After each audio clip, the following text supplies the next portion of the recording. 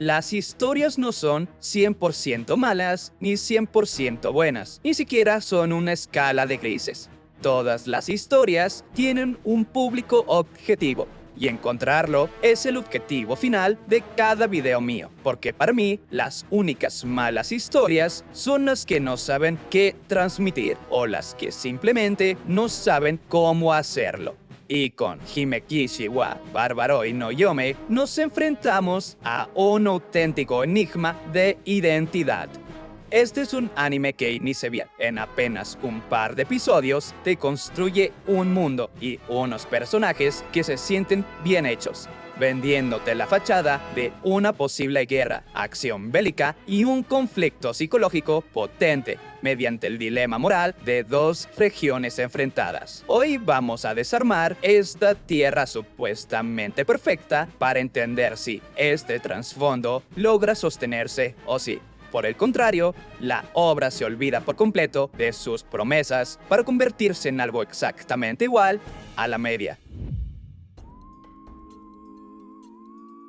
Al inicio, el anime te construye a un personaje verdaderamente convincente.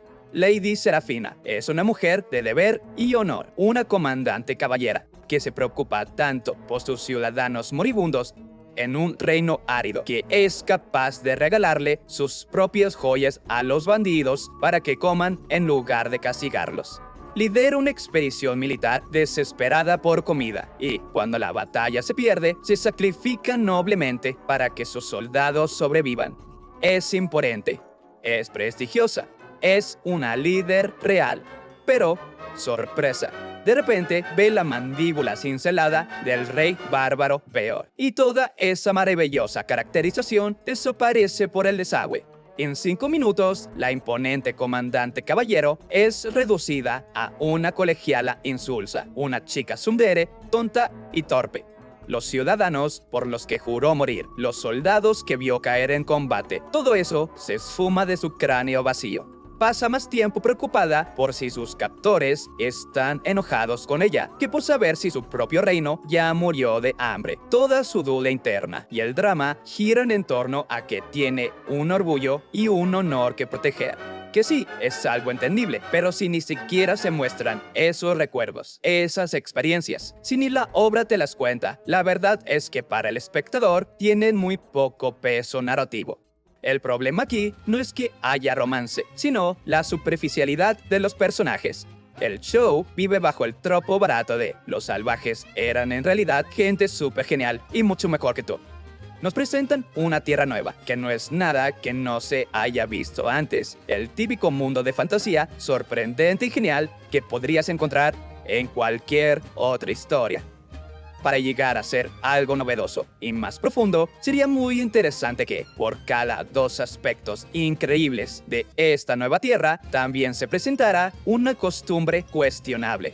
Imagina, por ejemplo, que en los buenos tiempos sus costumbres no tuvieran nada de raro, pero que en épocas de poca casa el canibalismo no fuese algo extraño para ellos, o que su conexión con la tierra y las especies sea tan fuerte que haya sujetos que se emocionen de más, dando pie a momentos incómodamente divertidos. Que las diferentes razas fuesen extremadamente chismosas, que leyera la mente, o fuesen grotescas al comer, cualquier cosa que ocasionara un verdadero choque cultural. Eso le daría un sentido real a la duda de la protagonista, en lugar de forzar que todo el mundo sea inmediatamente agradable porque, en caso de que no te hayas dado cuenta, son los buenos. Si el objetivo final de la historia es ser algo más bien tranquilo, sin tanto drama ni profundidad, por mí está bien. En resumen, estas historias son una modernización del cuento de la Bella y la Bestia, solo que en esta ocasión la Bella es una princesa guerrera. El problema real es tener un inicio que te vende una tensión bélica, para luego salirte con un «mírame, en verdad soy una comedia», y una comedia muy ligera. Eso es exactamente lo que te vas a encontrar aquí. Como dato curioso, en mi base de datos bajada de forma descarada de MyAnimeList, solo encontré otro anime con su misma exacta combinación de géneros: comedia, fantasía y romance. Le di una segunda vista rápida para comparar, y debo decir que en esencia no son tan diferentes como esperaba y recordaba. Eso sí, este último es mucho más claro y directo con su género de romance y comedia. Y sin ser la gran maravilla, considero que es mejor. Así que haz lo que quieras con esta información. Normalmente, en estos videos menciono a qué público o perfil específico le podría llegar a cambiar la vida la obra. Pero con este caso en concreto, es muy complicado. Después de verlo, mi primer pensamiento fue, bueno, va dirigido a un público femenino. Entiendo que no me enganche. Pero luego te pones a buscar y encuentras reseñas de mujeres diciendo que claramente va dirigido al público masculino. La realidad es que el anime está clasificado bajo una demografía shonen, hombres jóvenes. Pero la protagonista es una mujer de 26 años con vistas a casarse con un chico de 18. Porque no lo olvidemos, este anime es una historia fantástica, pero ante todo, legal. Al final, está muy raro descifrar a quién le podría gustar a nivel fanático esta estructura. Así que en este video, perdón, pero mejor paso. Como veredicto, este tipo de historias, sin absolutamente nada novedoso más que su presentación inicial, para mí ya tienen un nivel promedio, o sea, mediocre, o sea, un 5. A partir de ahí, si tuviese un aspecto en verdad bien hecho, subiría.